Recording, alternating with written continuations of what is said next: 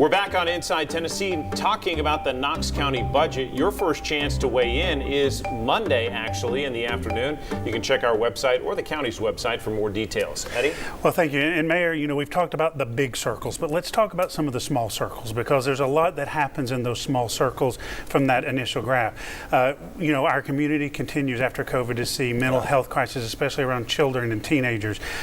Talk about some of the things that you're doing to invest in those services. More people moving here, that's more trash, keeping the convenience centers opening, things like that keep communities running. Right. When it comes to mental health, that is a huge issue in addiction. Along with the city and the state, we're working with the McNabb Center for what's called the Empath Unit, which will be at the city's new public safety complex. Really happy about that. Of course, you still have the BHUC. As Don mentioned off air, I think it's a tragedy that we have made mental health and addiction law enforcement issues. And unfortunately, our detention facility is probably the largest mental health facility in East Tennessee, and it shouldn't be that way. The people aren't getting the services they need, and our officers are trained to be police, not mental health specialists. So we're making some strides in that area. Homelessness, we're working with the city on the new Joint Office of Housing Stability, again, focused on folks with mental illness, which is mental illness and addiction, our drivers or homelessness, trying to get them off the streets, connected with services they need, and then hopefully the people that can will be able to become self-sufficient. So those are just a couple of things that we're doing. I'm really proud of those.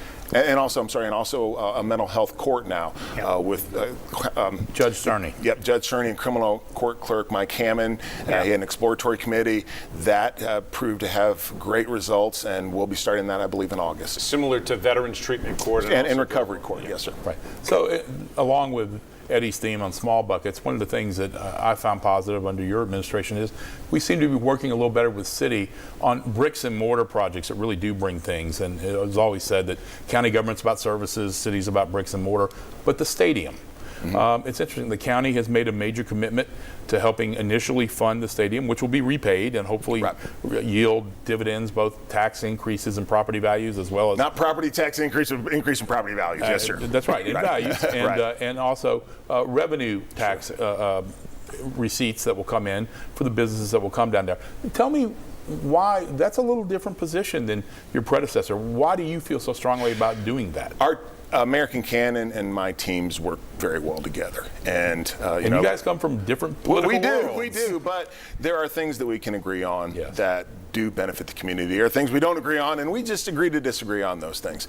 For instance, the stadium's one, the Joint Office on Housing Stability is another one, the Empath Center is another one. So yes, there's a number of things that we've been able to work together. What do you struggle to work with the city on? What kind of project do you struggle with? Really, we can work on those things together, and otherwise the city does their thing, and then we kind of do our thing. So, we can cross over when it's beneficial, and then we can also go our separate ways when we work together. Is there any more discussion? We know that we're not going to survive a consolidated government vote. We've lived through that before, but there's certainly some consolidated services that Knox County and Knoxville could provide. Is there any more discussion between your offices about, say, tax collection, making that one office for county and city, or any others? Some of those are actually not under my purview. If you look at tax collection, obviously, and those things, we could probably realize some efficiencies there, but we haven't had those conversations yet.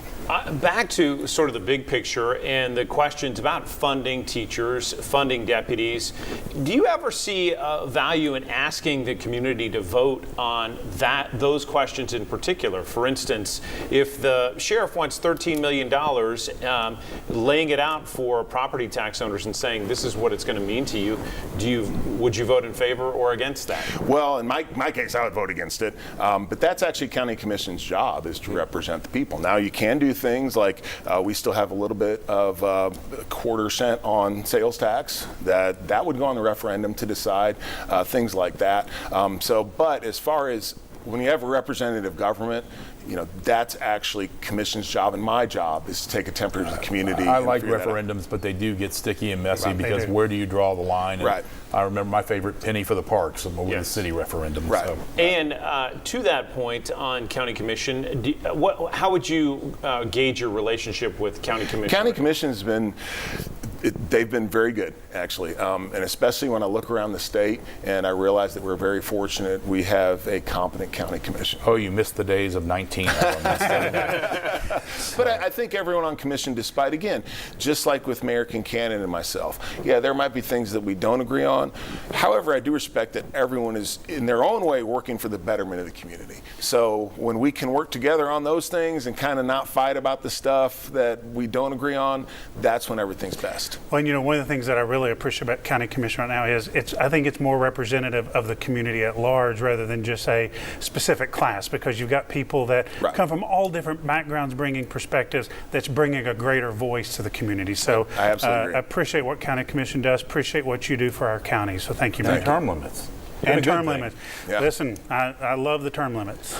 Mayor, what do you think of the state of the Republican Party in this state in particular? Is it healthy? Is it divisive? What would you say about your I would party? say it's actually a little divided here, and I think that being a supermajority actually doesn't help us, because I think that we don't focus enough, and we figure we can do things and it doesn't really matter. Meanwhile, despite the fact that I may not philosophically agree with Democrats on a lot of things, they You don't have are to just point at me, but it's okay. They're organized and they work really hard.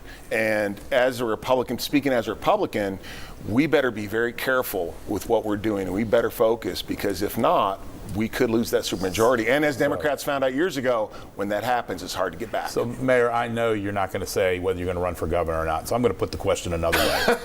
Hypothetically, if you were announced today, what do you think your chances are of winning? If you just were to announce today. I have no idea. Oh, come on. Give us I have no a idea. number. I have no idea. Oh, you I have thought no about idea. it? No, I have not. I don't know. Well, I don't know. I'm more concerned with the $1.04 billion in our budget than I am that number. And, you know, Mayor, John brought up a good point, because, you know, I think we've got to be careful as Republicans speaking that we don't have a lock on all the good ideas. You know, sometimes it's about, as I said on the show a few months ago, turning off the camera, sitting down behind closed doors and working things out at a table, because there's good ideas on both sides, there's bad ideas on both sides. So I appreciate the fact that you're willing to reach across the aisle, work with Mayor Kincannon on things that will move this community forward. And then when you need to, going your separate ways. So I appreciate that and trying to bring that temperature down. Mayor, we appreciate the time. Thanks very much. Thank you all so much. I've always enjoyed being here. We'll be back with our talk around on Inside Tennessee.